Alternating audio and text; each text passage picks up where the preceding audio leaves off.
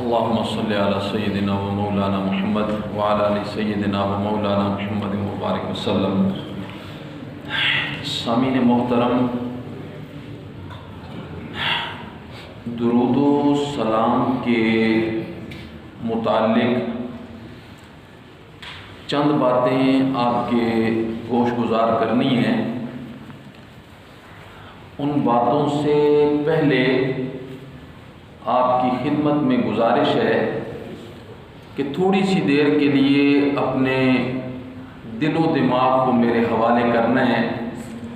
انشاءاللہ العزیز بہت سارے اعتراضات جو عام معاشرے میں درود و سلام کے متعلق ہمارے دماغوں میں گونجتے ہیں، انشاءاللہ العزیز اگر آپ نے میری اس گفتگو کو توجہ کے ساتھ سنا تو بہت ساری چیزیں آپ کے دل و دماغ میں تسلی بخش ہو جائیں گی۔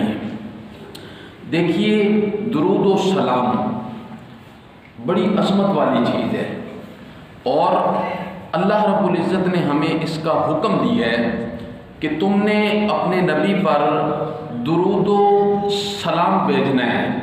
سلام کے متعلق بھی میں گفتگو کر چکا ہوں تشہد کے اندر، السلام علیکہ ایھا النبی ورحمۃ اللہ وبرکاتہ، اور درود کے متعلق بھی پچھلے 2-3 دن سے آپ سماعت فرما رہے ہیں۔ درود و سلام کے متعلق جو آپ نے بات سمجھنی ہے وہ یہ سمجھنی ہے کہ درود و سلام کا حکم ہے اور ہم پڑھتے ہیں۔ اب آیا امام الانبیاء تک اس کے پہنچنے کی جو نوعیت اور کیفیت ہے وہ کیا ہے؟ کیسے یہ درود ہمارا پہنچتا ہے امام الانبیاء کو؟ جی، کچھ لوگ کہتے ہیں کہ جو بندہ درود پڑھتا ہے پھر امام الانبیاء کو بتایا جاتا ہے کہ یہ درود فلاں ابن فلاں ابن فلاں نے پڑھا ہے۔ یہ نظریات ہیں، لیکن قرآن و سنت کی روشنی میں جو درود و سلام کا صحیح مفہوم ہے وہ میں نے آپ کے سامنے بیان کرنا ہے۔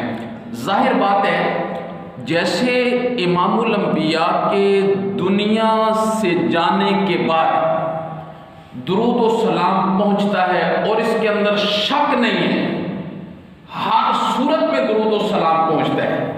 امام الانبیاء تک ہر صورت میں درود و سلام پہنچتا ہے، اس میں تو شک کی بات ہی نہیں ہے، ہر صورت میں پہنچتا ہے۔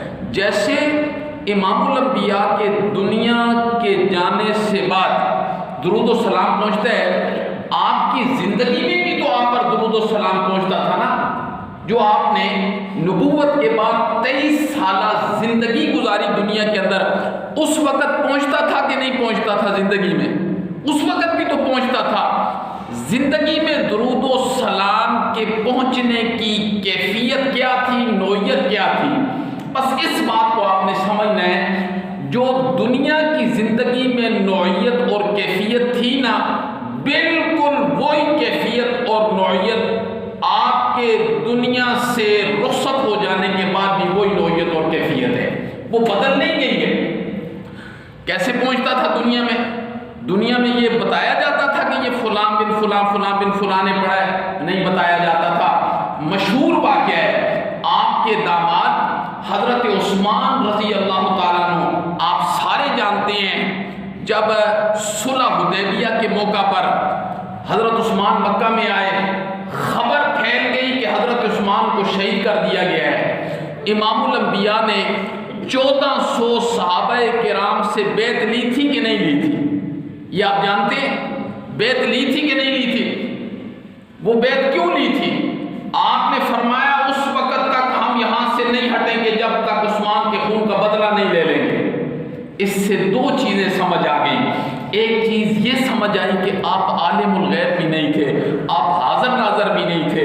اگر آپ حاضر ناظر ہوتے یا عالم الغیب ہوتے تو 1400 صحابہ سے درخت کے نیچے بیعت لیتے؟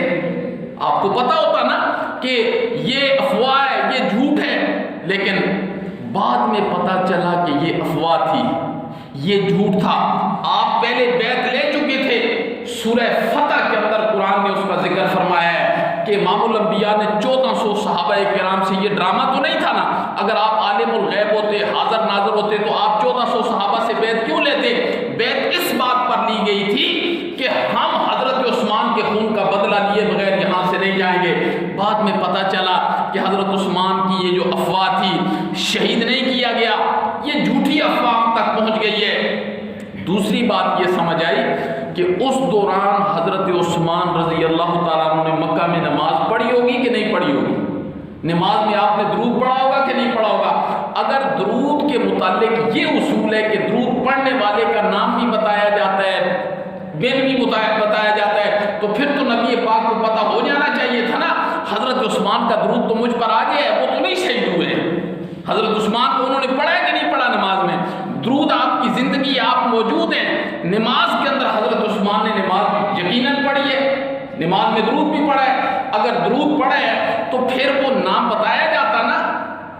ایک دلیل ہمارے پاس یہ ہے۔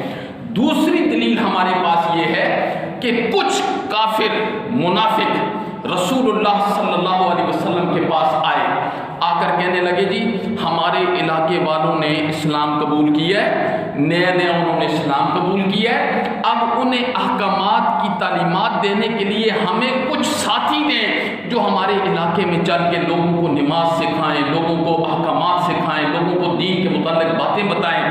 امام الانبیاء حضرت سیدنا محمد الرسول اللہ صلی اللہ علیہ وسلم نے 70 صحابہ کرام، کتنے؟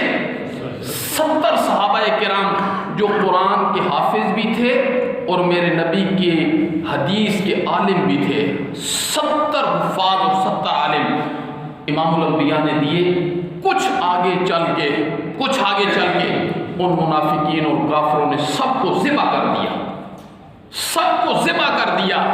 اور ہر صحابی ذبح ہوتے ہوئے حدیث کے اندر آتا ہے یہ جملے کہہ رہا تھا، اللہم اخبر عنا، اے اللہ ہماری خبر ہمارے نبی تک پہنچا دے، اے اللہ ہماری خبر ہمارے نبی تک پہنچا دے۔ ایک مسئلہ تو یہ واضح ہو گیا، یعنی صحابہ کرام کو اس بارے میں پتہ تھا کہ نبی پاک عالم الغیب نہیں ہے، اس لیے اللہم سے شروع کیا۔ اگر عالم الغیب ہوتے تو ان کی آواز جان لیتے۔ ہر صحابی نے ذبح ہوتے ہوئے اللہم اخبر سے لفظ شروع کیا، اے اللہ ہماری یہ خبر ہمارے نبی تک پہنچا دے۔ امام الانبیاء کو کوئی پتہ نہیں چلا، اللہ نے آسمان سے حضرت جبرائیل علیہ السلام کو وہ ساری خبر دے کر بھیجا کہ میرے پیغمبر آپ نے جو 70 اپنے یار بھیجے تھے، دوست بھیجے تھے، انہیں ذبح کر دیا گیا ہے، شہید کر دیا گیا ہے۔ اللہ اکبر۔ امام الانبیاء نے 1 مہینے تک فجر کی نماز میں ان کے لیے بدعا کی تھی، ان کے لیے بدعا۔ اگر درود پہنچتا ہے آپ کی زندگی کے اندر نام لے کر تو پھر نبی پاک صلی اللہ علیہ وسلم کو پتہ چل جانا چاہیے تھا نا کہ میرے وہ یار جو 70 گئے ہیں ابھی تک ان کے نام کا درود مجھ پر نہیں پہنچا ہے، پھر تو پتہ چل جانا چاہیے تھا۔ تو نوعیت اور کیفیت درود کی کیا ہوتی ہے؟ درود ہر صورت میں پہنچتا ہے، آپ کی زندگی میں بھی پہنچتا تھا اور آپ کے دنیا سے چلے جانے کے بعد بھی آپ تک پہنچتا ہے، اس میں تو کوئی کلام ہی نہیں ہے، شک ہی نہیں ہے۔ لیکن درود پہنچنے کا مطلب یہ ہوتا ہے جو بندہ درود پڑھتا ہے اللہ رب العزت امام الانبیاء کے درجات کو، مراتب کو بلند کر رہے ہیں۔ ہر وقت دنیا میں کروڑوں لوگ درود بھیج رہے ہیں جی، اب کروڑوں لوگ ہر وقت، تو ہر ایک کا نام امام الانبیاء کیسے سنیں گے؟ یہ تو خاصہ خدا ہے، ایک وقت میں سارے لوگوں کے نام ان کی بلدیت کو جاننا، یہ تو خاصہ خدا ہے، یہ امام الانبیاء کا خاصہ تو نہیں ہے۔ تو درود پہنچنے کا مطلب یہ ہوتا ہے کہ جب بندہ درود پڑھ رہا ہوتا ہے تو امام الانبیاء کے درجات ہر آن، ہر گھڑی، ہر لمحہ بڑھتے چلے جا رہے ہوتے ہیں، بڑھتے چلے جا رہے ہوتے ہیں، اور درود پڑھنے والے کے دامن کو اللہ نیکیوں سے بھر رہے ہوتے ہیں۔ یہ مطلب ہے درود پہنچنے کا، سمجھ آئیے آپ کو؟ یہ مطلب ہے درود پہنچنے کا۔ کیفیت اور نوعیت کے اعتبار سے امام الانبیاء کے درجات بلند ہو رہے ہیں، بلند سے بلند تر ہو رہے ہیں، اور درود پڑھنے والے کی جھولیوں کو اللہ نیکیوں سے بھر رہے ہوتے ہیں۔ درود کوئی چھوٹی چیز ہے؟ امام الانبیاء نے فرمایا جو بندہ اخلاص کے ساتھ درود پڑھتا ہے اللہ 10 گناہ معاف کرتے ہیں، 10 نیکیاں دیتے ہیں، اور جنت میں 10 درجے اس کے بلند کر دیتے ہیں۔ امام الانبیاء نے فرمایا جو کثرت کے ساتھ دنیا میں مجھ پر درود بھیجے گا قیامت والے دن اس کو اتنا ہی میرا قرب نصیب ہوگا۔ اللہ رب العزت ہمیں سمجھنے کی توفیق نصیب فرمائے، اللہ ہم سب کو عمل کرنے کی توفیق نصیب فرمائے۔ ومالنا اللہم انت السلام و منک السلام تبارک یا ذا الجلال والاکرام برحمتک۔